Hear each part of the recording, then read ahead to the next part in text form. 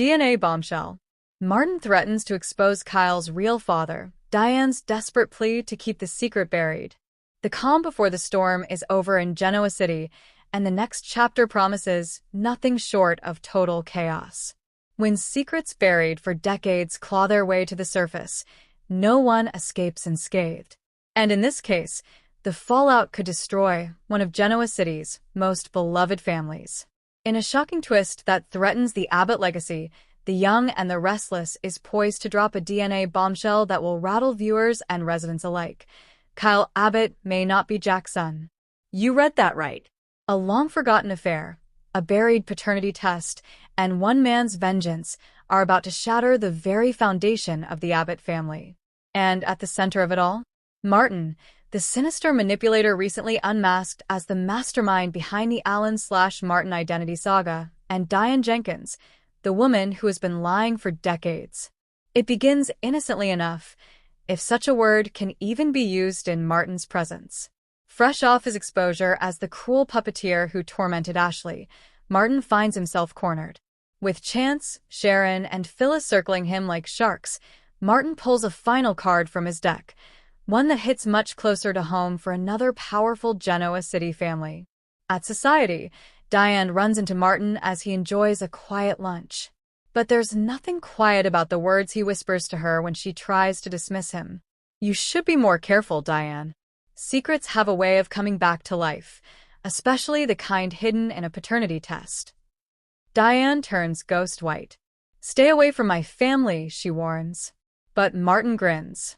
I never said anything about your family. I said Kyle. That single name reopens every wound Diane spent years burying. In a series of haunting flashbacks, Diane remembers the summer she spent in New York long before she returned to Genoa City with baby Kyle in her arms. A passionate yet reckless affair with a man named Eric Wilder had ended just weeks before she resumed her old relationship with Jack Abbott. Eric was dangerous, charming, and unpredictable, a storm wrapped in Armani. When Diane learned she was pregnant, she had already begun rekindling her relationship with Jack. Rather than risk losing her shot at an Abbott future, she made a choice. She never told Eric.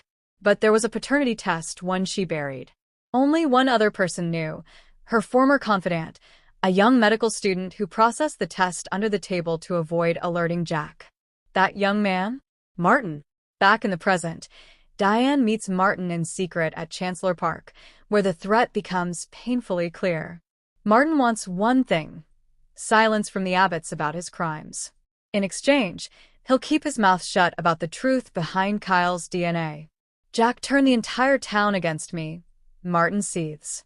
If he thinks I'll go down quietly, he's even dumber than I thought. Let's see how he feels when he finds out he raised another man's son. Diane pleads with him, offers money, Power. even sympathy. But Martin's revenge is personal. You were there, he reminds her. You used me then. Now I'm using you. What Martin doesn't tell her is that he's already sent an anonymous envelope to Newman Media containing a copy of the original paternity test. He's just waiting for the right moment to detonate the truth. The truth never stays buried in Genoa City. It only takes one click. Audra Charles, eager for a bombshell to secure her power at Newman Media, opens an unmarked envelope and gasps. The paternity test shows Kyle Abbott's DNA does not match Jack's, but does match someone else. Eric Wilder, a high-profile financier with a long, criminal rap sheet and rumored mob connections. The headlines write themselves. Audra, salivating at the potential, prepares a special edition news drop. But one person intercepts it, Tucker McCall. Always one step ahead and eager to leverage the truth, he confronts Audra with a warning. You don't light a fire in Abbott territory unless you're ready to get burned. Still, the damage is done.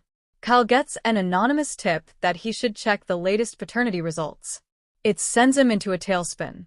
Kyle confronts Diane in a storm of rage and betrayal. Tell me it's a lie. Tell me Jack is my father. Dane breaks down, confessing the affair with Eric and the test she buried. I thought I was doing what was best for you, for all of us. Jack overhears the argument, and the devastation in his eyes speaks volumes. He doesn't say a word. He just walks out. For Kyle, the identity crisis cuts deeper than any blade. Everything he thought he knew, his place in the Abbott legacy, his bond with his father, his own identity, is unraveling. Summer tries to comfort him, but Kyle pushes her away. His pain transforms into anger. Anger at Diane, at Martin, at himself. Jack retreats to the Abbott cabin to process the blow. Billy, Tracy, and Ashley join him there, each reacting to the news in their own way. Billy, ever the firebrand, wants to find Eric Wilder and make him disappear. Tracy worries about Kyle's mental state. Ashley, still recovering from her ordeal with Martin, cautions against letting another bomb tear the family apart. In a heart-wrenching moment, Jack returns to the city and meets Kyle on the steps of the Abbott mansion. "You're my son. Blood or not, that hasn't changed. It never will." Kyle's response is silent. A single tear rolls down his cheek before he falls into Jack's arms. But the calm doesn't last. Just when things couldn't get worse, Eric Wilder arrives in Genoa City. Slick, calculating, and unapologetic, Eric has one goal: claim his son. "I missed out on 30 years. I won't miss out on the rest." Diane is horrified. She warns Eric to leave, but he threatens legal action. A custody battle looms, not over a child, but over influence, legacy, and Kyle's loyalty. Eric wants a DNA test redo to validate the old results.